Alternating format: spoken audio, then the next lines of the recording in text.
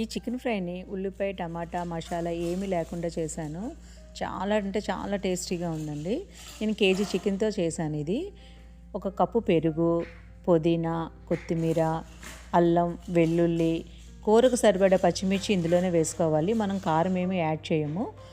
So అన్నీ కలిపి paste చేసుకొని ఆ పేస్ట్ని చికెన్కి బాగా కలిపి ఒక హాఫ్ అన్ అవర్ పక్కన పెట్టుకోవాలి. పాన్లో నేను ఒక స్పూన్ గీ వేసుకున్నాను. మీరు ఆయిల్ అయినా యూస్ చేసుకోవచ్చు. ఒక్కసారి ఫ్రై చేసి మూత పెట్టి ఒక 5 నిమిషాలు ఉడకనిచ్చిన తర్వాత అందులో వాటర్ వస్తుంది. మనం ఎక్స్ట్రా వాటర్ ఏమీ యాడ్ చేయకూడదు. మనకి సరిపడా సాల్ట్ వేసుకొని దగ్గరికి అయ్యే వరకు ఫ్రై చేసుకోవాలి. 10 మినిట్స్లో ఈ కూర రెడీ అయిపోతుందండి. చక్కగా పీస్ చూడండి ఎంత చక్కగా బాయిల్ అయిందో.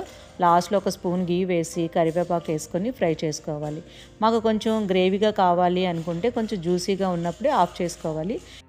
కర్రీ అంతా దగ్గరగా చేసుకుంటే ఫ్రై కర్రీలా ఉంటుంది, కానీ జ్యూసీగా ఉంటుంది. చూసారా ఎంత జ్యూసీగా ఎంత సాఫ్ట్గా ఉందో.